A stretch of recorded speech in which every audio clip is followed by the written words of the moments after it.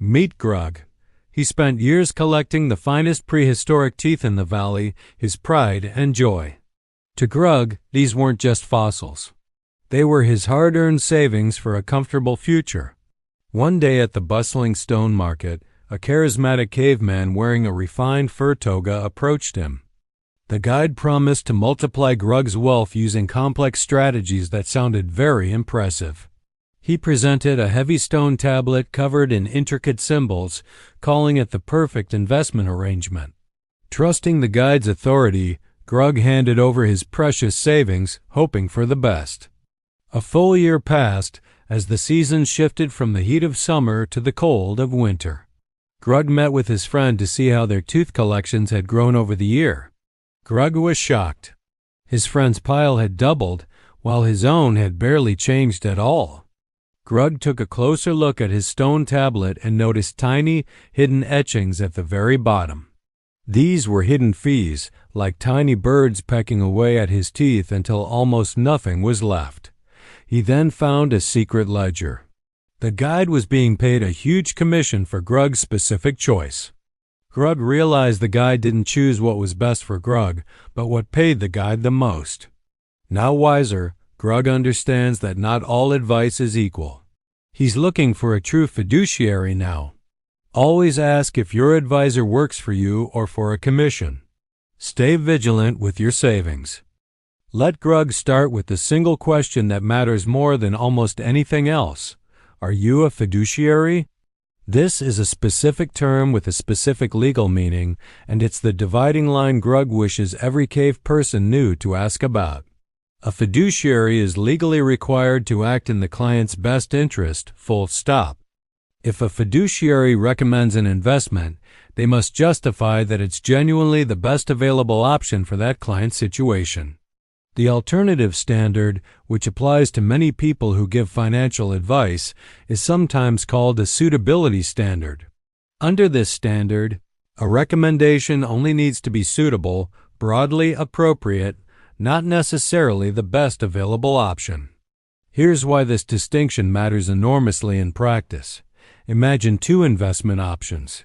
Option A, broad index fund, very low ongoing fees, historically strong long-term performance, as Grug discussed in the investing video. Option B, actively managed fund investing in similar things, much higher ongoing fees, and performance after fees that might be slightly worse, but this fund pays the person recommending it a commission. Under a fiduciary standard, recommending option B over option A when option A is clearly better for the client would be a violation. Under a suitability standard, option B might be perfectly suitable. It's a real investment, broadly appropriate for the client's goals. The fact that option A would have been better doesn't necessarily make option B's recommendation a violation of the suitability standard. Same client, same two options. Completely different legal obligations depending on which standard applies to the person making the recommendation. And here's the part that surprises most cave people. Many people who give financial advice operate under the suitability standard.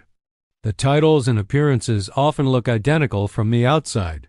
The legal obligation underneath can be completely different.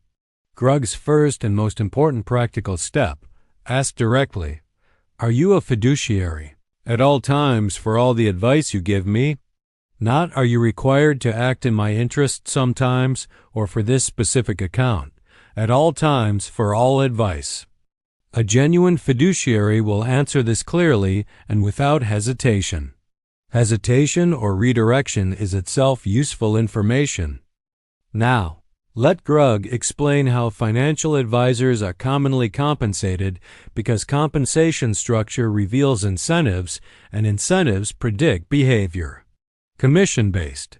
The advisor earns a payment when a client buys a specific product, an investment fund, an insurance policy, or an annuity. The amount of this payment can vary enormously between products, even products that look superficially similar to a client. The incentive this creates: recommend products that pay higher commissions when multiple suitable options exist.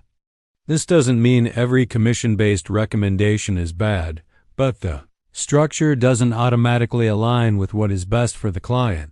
Fee only. Asset-based. The advisor charges a percentage of the assets they manage for the client, commonly around 1% per year. This removes product-specific commissions, but creates a different incentive. The advisor's income grows as the client's assets grow, which sounds aligned.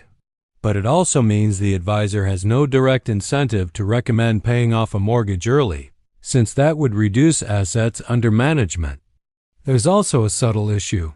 A 1% annual fee compounds into a substantial portion of long-term returns over many years. Charging an ongoing fee for a simple index fund approach often requires relatively little ongoing decision-making from the advisor. Fee only, flat, or hourly. The advisor charges a flat fee for a specific service, regardless of what's recommended or how much is invested. This structure has the fewest product-specific incentives, though it's also less common because it's generally less profitable for the advisor. Grug isn't saying any single compensation structure is inherently corrupt, or that everyone operating under a given structure behaves badly. Many commission-based advisors give genuinely good advice. Many fee-only advisors don't add value proportional to their fees. But understanding the structure tells you what's being incentivized, and that's useful information regardless of the specific individual. Now, the practical red flags signals that someone is selling rather than advising, regardless of their title. Red flag 1. Pressure or urgency. This opportunity is only available right now, or you need to decide today. Genuine financial planning rarely requires same-day decisions on major commitments. Urgency is a sales technique applied to a domain where it shouldn't belong. Red flag 2. Complexity that isn't explained clearly or that the advisor seems reluctant to explain clearly. If Grug asks, "What are the total fees, including any I might not see directly, and can you show me in writing?" and the answer is vague, deflective, or framed as too complicated to worry about, that's a signal. Genuinely good financial products and arrangements can usually be explained clearly, including their costs. Red flag 3. Products that are difficult to exit. Some investment arrangements come with significant penalties for withdrawing or changing your mind. This isn't automatically disqualifying, but it should prompt extra scrutiny, since it limits your ability to leave if the arrangement turns out poorly. Red flag 4. The advisor recommends something significantly more complex than your situation requires, without a clear explanation of why it benefits you. As Grug discussed before, simple, low-cost, broad approaches have historically performed very well for most people. Now, when is paying for financial advice genuinely worth it? Grug doesn't want to leave the impression that all financial advice is suspect.